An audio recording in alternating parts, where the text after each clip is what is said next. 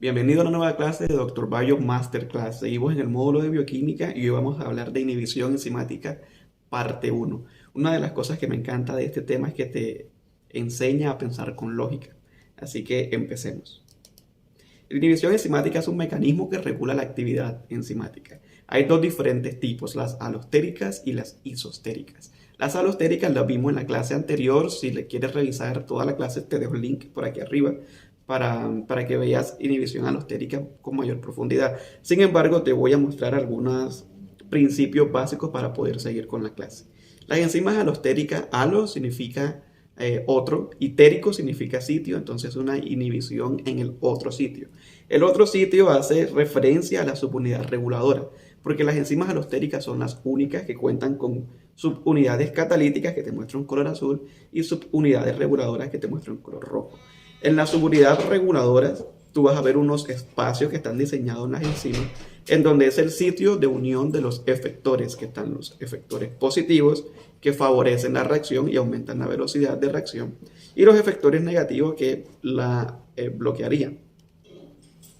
Entonces los inhibidores isostéricos, resulta que en estas enzimas solamente hay subunidades catalíticas. Entonces es isostérico porque iso significa igual, térico es el lugar, y todos los inhibidores se van a unir a la subunidad catalítica en algún punto. Entonces a eso hace la referencia la palabra isostérico. Los hay de dos tipos, reversibles y los irreversibles. Entonces empecemos con los inhibidores isostéricos reversibles. Como su nombre lo dice, se revierte. Entonces la unión que tienen no es estrecha, no son uniones covalentes, se pueden disociar. Del grupo de los inhibidores isostéricos reversibles hay diferentes tipos: competitivo, acompetitivo y no competitivo. Entonces empecemos con la inhibición competitiva. Como su nombre lo dice, hay una competencia. Entonces, por ejemplo, en esta animación, te vas a dar cuenta que la enzima tiene una unión con el sustrato, que sería este. Y luego, en la siguiente imagen, vas a ver que la misma enzima tiene una unión con algo más diferente al sustrato. Entonces, este algo más es el inhibidor. Entonces, lo que podemos ver es que este inhibidor es físico. O sea, él físicamente ocupa el espacio que debió ser ocupado por el sustrato, que en este caso sería este. Entonces, inhibición competitiva, hay una competencia por el centro activo. Otra característica de los inhibidores es que deben tener un parecido con el sustrato para que puedan encajar en el sitio. Como te das cuenta en esta ilustración, el sustrato, el color verde, es una especie como de triángulo, y el inhibidor tiene una figura muy parecida al sustrato para que pueda encajar en el mismo lugar, que sería el centro de fijación al sustrato. Muy bien, esta es la inhibición competitiva. Si te das cuenta, en el pool, en el sistema enzimático, vas a encontrar sustratos e inhibidores. Entonces, si se une el sustrato, pues la reacción se da normal. Si se une el inhibidor, entonces ya no hay producto, simplemente hay unión enzima-inhibidor. Entonces, la diferencia está en qué tanta cantidad de sustrato se encuentra en el pool o en el espacio intracelular para que se pueda dar o no la reacción. Entonces esto es interesante porque entre mayor cantidad de sustratos hay, como te muestro en esta imagen, hay mayor probabilidad que una de las enzimas tenga una unión con un sustrato y no con un inhibidor. Y eso es importante saberlo para explicarte la gráfica. Esta es la gráfica que ya vimos, la de Michaelis-Menten, la de la hiperbólica. También te invito a que revises la clase de cinética enzimática para ver esto como con mayor profundidad. Pero a lo que voy es esta, la gráfica que está en verde, que es una línea horrible, de hecho, pero bueno, la gráfica que está en verde significa la gráfica cuando hay presencia de inhibidor. ¿Eso qué quiere decir? Que la Km, que es esta, la Km', cuando está el inhibidor, aumenta, porque a mayor cantidad de sustrato, el inhibidor se desplaza. Entonces, en otras palabras, se requiere mayor cantidad de sustrato para alcanzar la mitad de la velocidad máxima cuando hay inhibidor competitivo. Entonces, para mostrarte que los inhibidores y los sustratos deben ser parecidos, Este que está aquí arriba, por ejemplo, bueno, esta es mi gráfica. Esto que está como una C es mi enzima. Entonces tú sígueme la corriente, supongo que es una enzima. Y esto que vas a ver en los cuadritos son el sustrato o el inhibidor. Entonces este que ves en el cuadro de arriba es el succinato y este que ves en el cuadro de abajo es el malato. Date cuenta que su estructura química es muy parecida, solo que al malato le hace falta un carbono y un par de hidrógenos, pero ellos en su estructura son parecidos, entonces son como una especie de gemelos. Por eso la enzima no puede distinguirlo entre lo que sería el inhibidor y el sustrato y simplemente acepta al que llegue primero. Esta reacción ocurre en el ciclo de Krebs, en donde el malato hace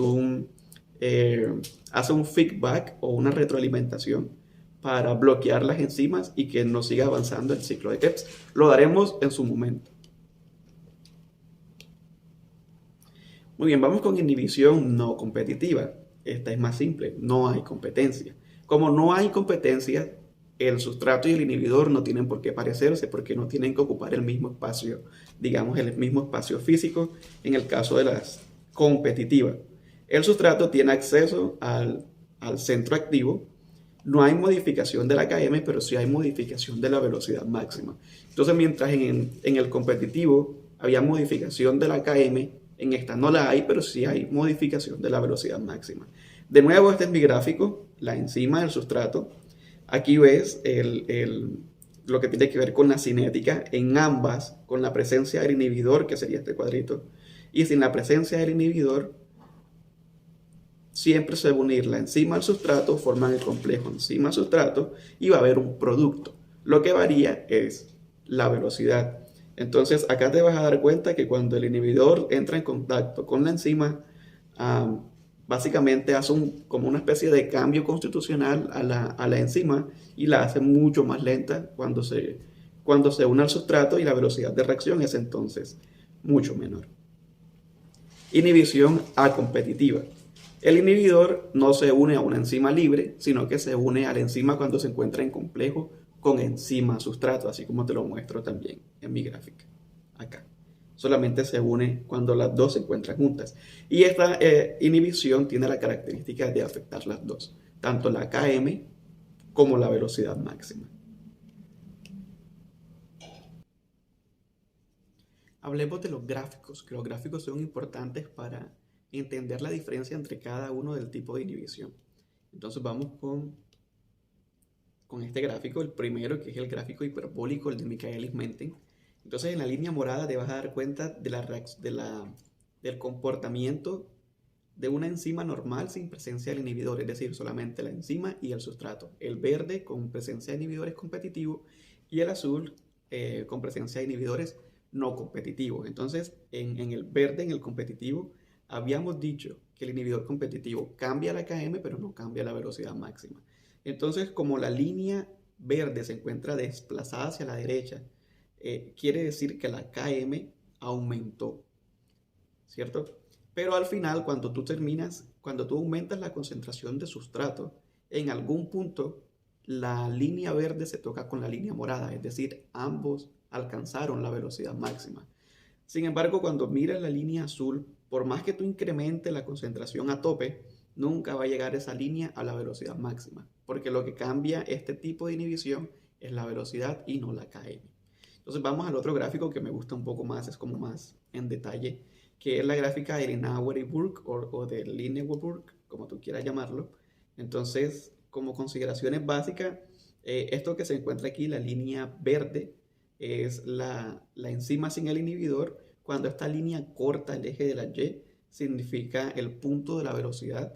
Y cuando llega al eje de las X, es la concentración de las enzimas. Entonces, de los sustratos. Y lo que vemos en línea roja representa los inhibidores. Entonces, vamos con el primer grupo, que es el inhibidor competitivo.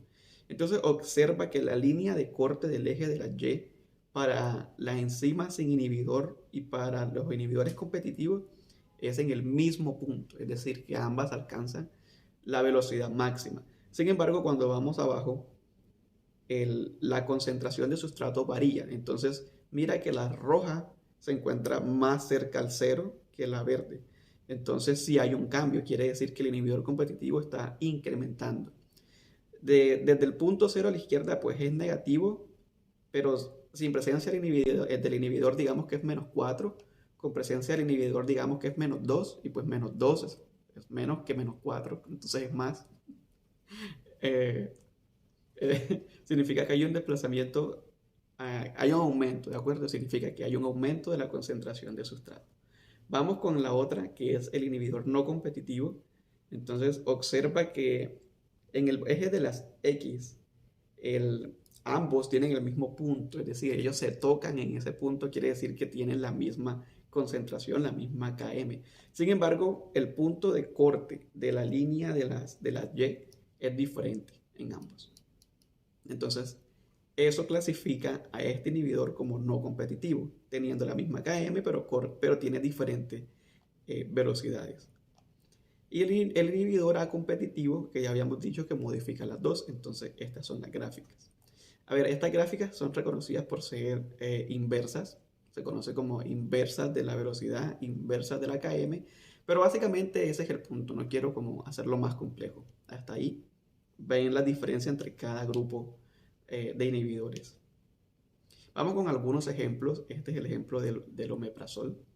Esta es la molécula del omeprazol. El omeprazol lo que hace es bloquear las bombas de protones, es un inhibidor de las bombas de protones.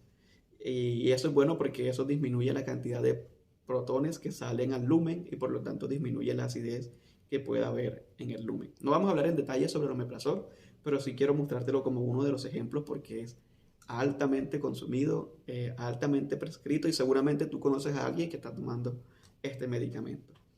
El trimethoprim sulfametoxazol. Bueno, vamos a hablar en detalle sobre este medicamento cuando entremos en el módulo de vitaminas, específicamente en B9, el ácido fólico, pero quiero mostrarte algo. Mira aquí, este es el ácido paraminobenzoico y está el sulfametoxazol aquí. Entonces observa que las estructuras químicas de ambos son muy parecidas.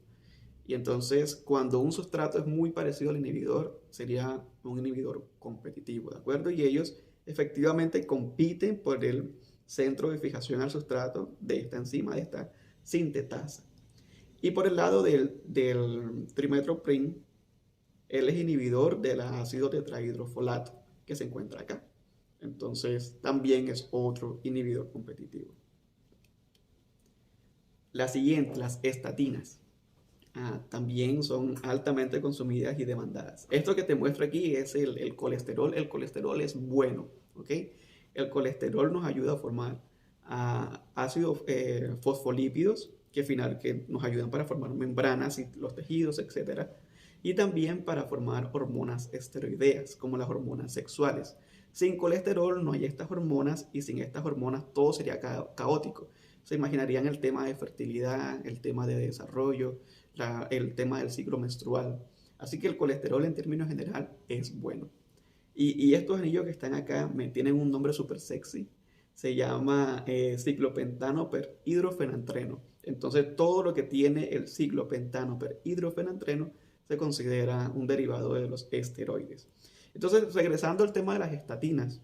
Las estatinas son inhibidores de la hidroximetilglutaryl-CoA reductasa, que es la enzima que va aquí, para inhibir esta vía que forma finalmente el colesterol. Y estos medicamentos se dan para pacientes que tienen riesgo cardiovascular o que tienen hipercolesterolemias, entre otros.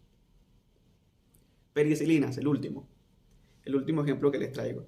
Las bacterias, ellas tienen una pared que los ayuda o que los protege de injurias osmolares, ¿de acuerdo? Entonces las paredes están conformadas por peptidoglicanos. Las penicilinas evitan la formación de las paredes de los peptidoglicanos, hacen una inhibición de la transpeptidación y una inhibición de la síntesis de la pared bacteriana. Entonces las penicilinas afectan sobre todo a aquellas bacterias que tienen mayor cantidad de pared, que serían las gram positivas.